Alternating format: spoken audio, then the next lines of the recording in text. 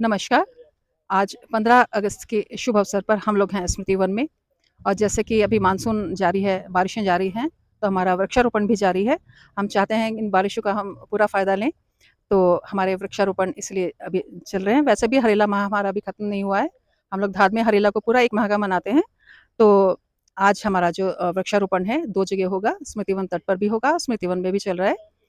तो स्मृति वन में आज हमारे साथ शर्मा परिवार ने पौधे लगाए और अब गुप्ता परिवार हमारे साथ हैं।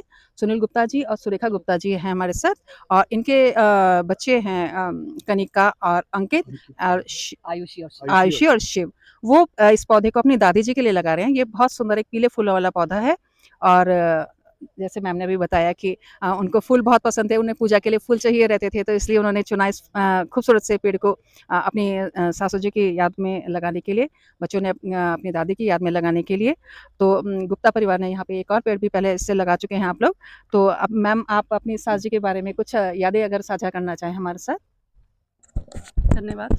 दास संस्था का सबसे पहले मैं धन्यवाद करूँगी कि उन्होंने हमें यहाँ बुलाया और हम मतलब अपने मम्मी और पिताजी की याद में पौधा लगा रहे हैं। तो मम्मी जी बहुत पूजा पाठ करती थी।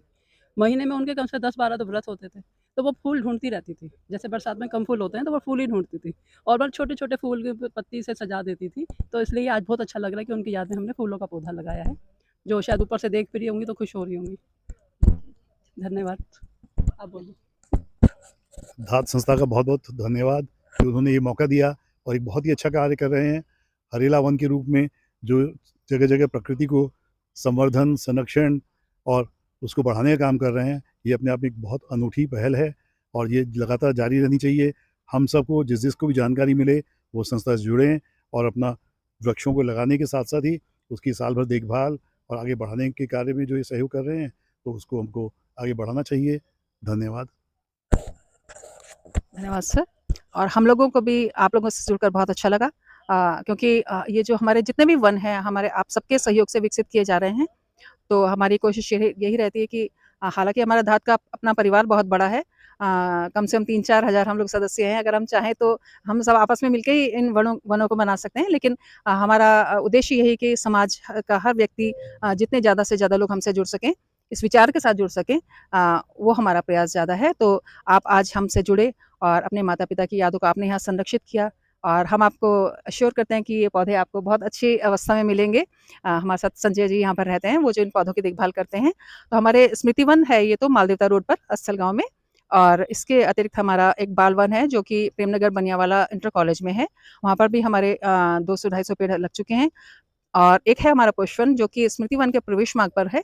यहाँ पर हम 3 रंग के फूलों के पौधे हम लोग लगा रहे हैं और जीवन के नाम से हम एक वन बना रहे हैं जो कि जीवों के लिए जंगली जीवों के लिए, वन्य जीवों के लिए हम लोग लगा रहे हैं। जैसे कि बंदर है, पशु-पक्षी है, उन फलों को खाएँ, उसके लिए स्पेशली वो वन विकसित किया जा रहा है और एक मित्र वन भी है हमारा जो नकरौंदा में है। तो आप इनमें से कहीं पर भी अगर पौधे को लगाना चाहते हैं और आपके पास जगह की कमी है, आप हमसे संपर्क कर सकते हैं और जैसे कि आप यहाँ एक पौधा लगा रहे हैं, इस साल हमारी शुरुआत हुई है हरेला उद्यान जो कि हमने अपने पहाड़ों में शुरू किया है। पहाड़ी अपने किसानी भाइयों को एक पलायन से रोकने का रास्ता देने के लिए और रोज़गार उनका बढ़ाने के लिए। तो उसमें भी जब आप एक पेड़ यहाँ पर हमारे साथ लगाते हैं, तो 4 पेड़ हमारे किसान भाइयों को पहाड़ों में मिलते हैं। उसके लिए भी आप सब बधाई के पात्र हैं कि आप एक किसान परिवार की जो आजीविका है, उसका एक माध्यम बन रहे हैं। तो आप सबको बहुत-बहुत बधाई। धन्यवाद। नमस्कार।